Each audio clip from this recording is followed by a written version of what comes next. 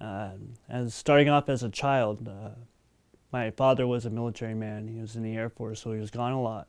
My mom had to work a lot, so my grandfather would take care of us. He lived with us, and he drank beer often, daily.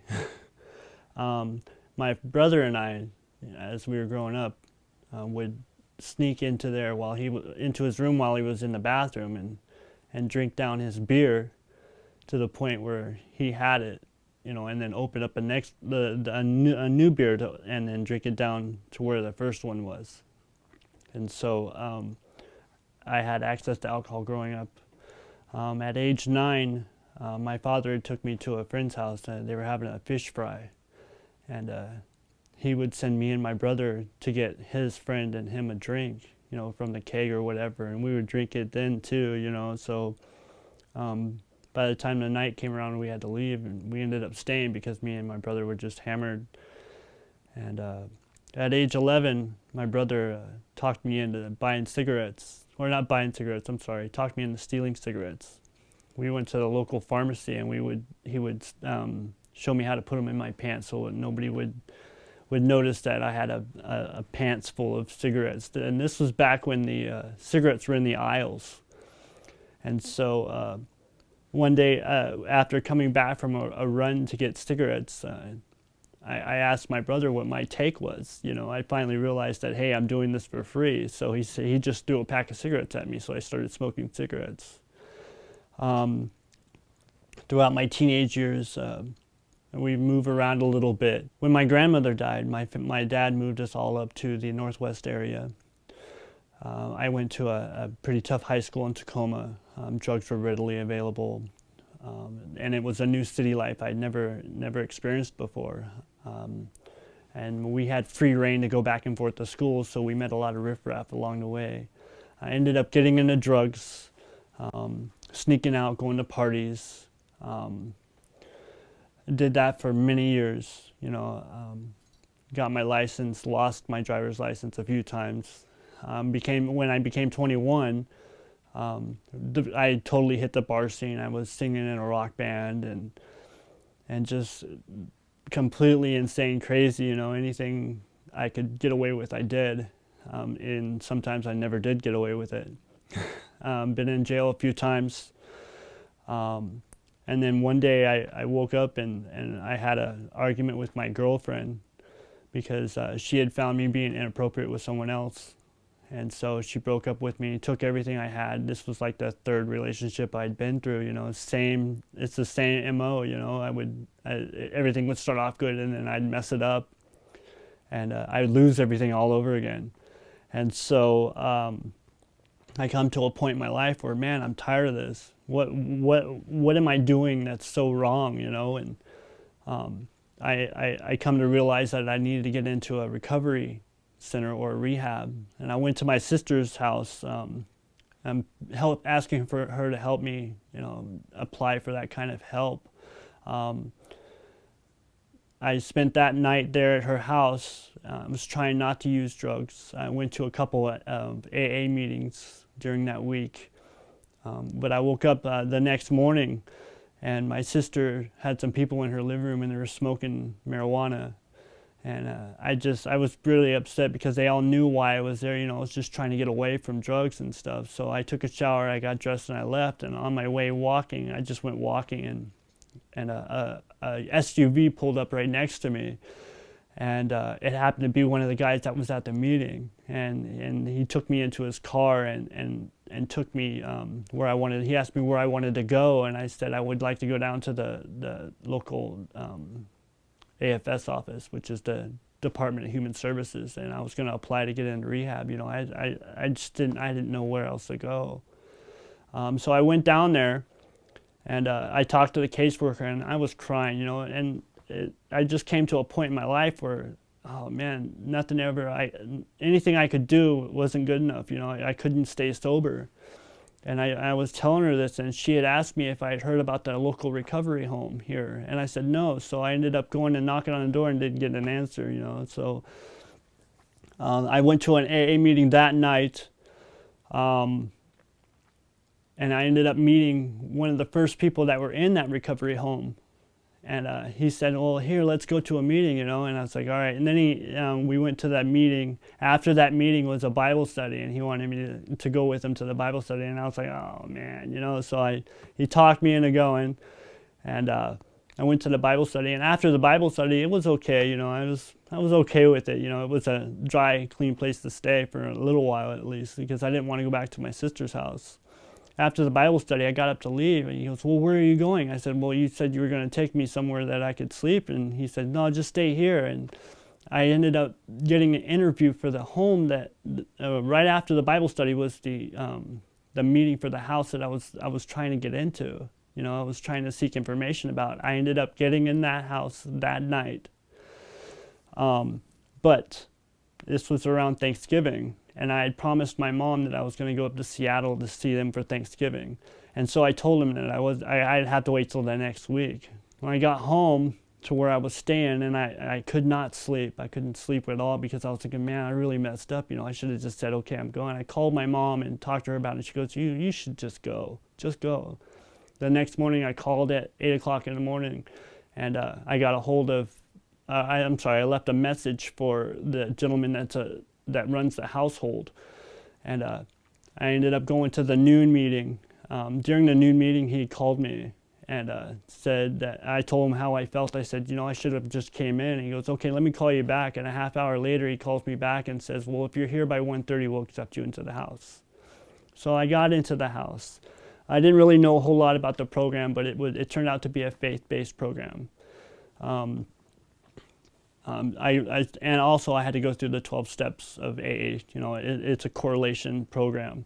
As far as wanting to, I believe completely in a tyrannical God. And if you don't know what that means that how could God let things happen that are happening in the world?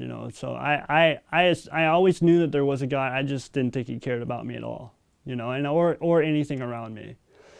And so talking to the head of the household gentleman was an evangelist. So he's pushing me and trying to get me to accept Jesus into my life. And I was like, I tell you what, if you would make me a deal, I'll accept Jesus into my life. I said, if I just close my eyes and go to sleep when I die, I'll be happy with it. I'll be grateful, because it doesn't work that way. And so after a few weeks went by, I got fed up at what was going on at the house. And I left for a little while out on my own, which I shouldn't have been.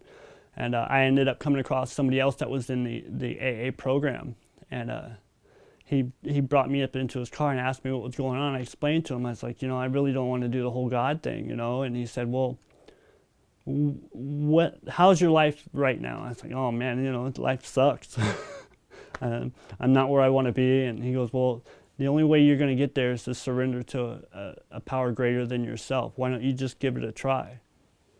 And so he kind of opened the door for me to see what Jesus was about, basically. And so I went back that day. After that night, I got up in the middle of the night because I was having bad nightmares. And this was all part of the process. I was really plagued by a lot of dark stuff. And I got up in the middle of the night, and I got my shoes on, and I was going to leave. I was fed up, and I got to the door, and I went to grab the door, but something stopped me, and I said, well, what's outside this door? And the thought to my head just came instantly, and it was death. If I were to go outside the door, I'd be dying all over again. The same story. I'll lose everything again, be out on the street. So I ended up staying. The next morning I went and talked to the evangelist, and I accepted Jesus. I wanted to give it a try and see where it goes. I had to go to church. That was all part of the program. So I was going back and forth to church. The specific church that I was going to has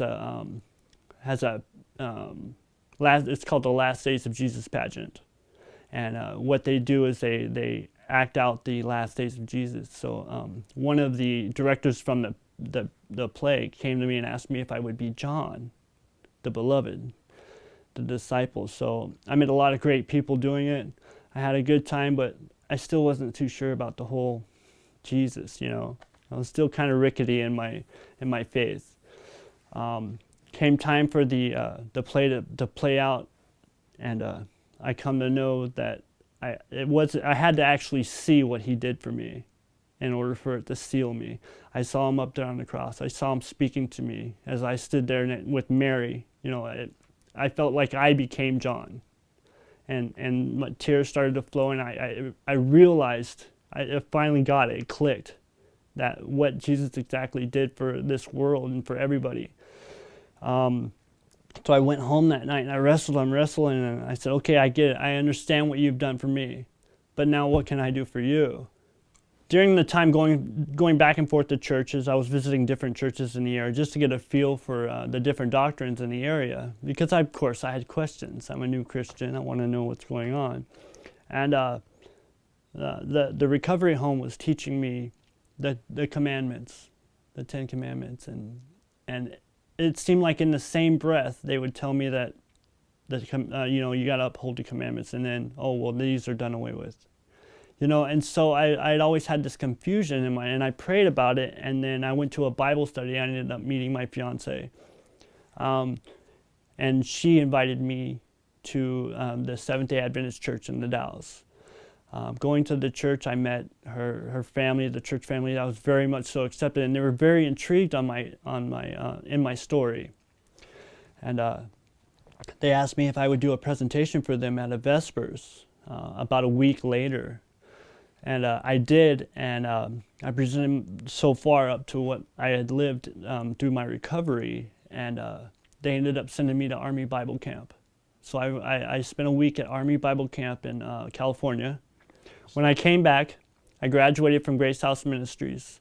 I started pursuing a little bit more of the Seventh-day doctrine. I got to know a lot of the doctrine through Discover Prophecy Seminar by David Ashrick. He instantly became my unknown mentor, I guess you could say. I just traded one addiction for another. I became addicted to what he was saying. The way he talked was what intrigued me the most, because I process really fast, and I get bored sometimes when I'm in an academic class and I'm finished with my work. So with his presentation and how fast he talks, I was able to absorb a lot of that. And so I come to know the truth about the law, which I prayed about. I was really concerned that what I was doing was wrong, as far as saying that the law was done away with. I was invited back to the Seventh-day Adventist Church in the Dalles for their Share Him seminar. And they had asked me if I'd be willing to give 10 minutes each night, 10-minute testimony each night for the seminar, and I did. So I was able to sit in on those seminars as well, and the doctrine hadn't changed. It was the same information that David Ashrick had given to me in the Discover Prophecy seminar. Through that Share Him seminar, I decided I was going to become a Seventh-day Adventist. I was baptized that December. After that, I had been sharing in the adult Sabbath school class, and the adult Sabbath school class teacher was very interested in what I had to say and how my take on the Bible and what literature says. And I come very close to know the pastor of the church, and he just came to me one day and asked me if I'd be willing to teach a class. And I said, I would love to teach a class, but as long as it's about discipleship. I want people to know more about a relationship with God rather than a religion. And he said, that's awesome. I'm on board with that. So he provided me with a classroom, which is at their school. And to this day, I'm teaching. It's called Turning Point, and it's a young adults Sabbath school class. However, we allow anybody who wants to come, and we are going word for word through the book of Luke, and so we're just gathering our thoughts as we go. We read the scripture, and then we talk about it, and we define. It's a basic getting to know God class. And so what Jesus did throughout his life, and what he's done for us, and what he's going to do for us in the future. through this process, I come to know that David Ashtrick has a school. And I was very intrigued about that. I get online, I learn about Arise Institute. At the camp meeting, I saw Ty Gibson. I watched him speak. And so he told me about Arise Institute. I applied. I was completely full of anxiety, really wanting to get in because, I've got a background. We already discussed that. And so I was afraid that my background, so we really prayed about me getting into this school. I'm really interested in becoming an evangelist. And so I was out looking in the job market. And I came home one day and I got on my knees and I prayed to God. I said, please, God, if you want me to go to Arise Institute, give me a job that I'm not going to like. And the next day, I got called to a job that I definitely don't like. So it kind of validated that I was getting, I was starting to get geared up. Even though I hadn't heard back from Arise Institute, I knew in my heart that I had been accepted. About a few weeks after that, I got the email that I was accepted into Arise Institute. I took it before I was so excited I had to tell everybody, so I was telling everybody at the church, and it came up to the point where, well, how are you going to pay for it? And I was like, oh man, that's a good question, and so me and Dave talked about it, and we had an evangelist meeting. I'm part of the evangelist committee there at the church, and we had an evangelist meeting, and we prayed about it the night before. The leader of the evangelist committee had just piped up and said, well, I tell you what, we're going to pay for you to go to school if you do your first set of seminars for us in March. And it was a complete answer to our prayers. I'm just super excited to be able to have this opportunity to share the Lord with everyone, everywhere.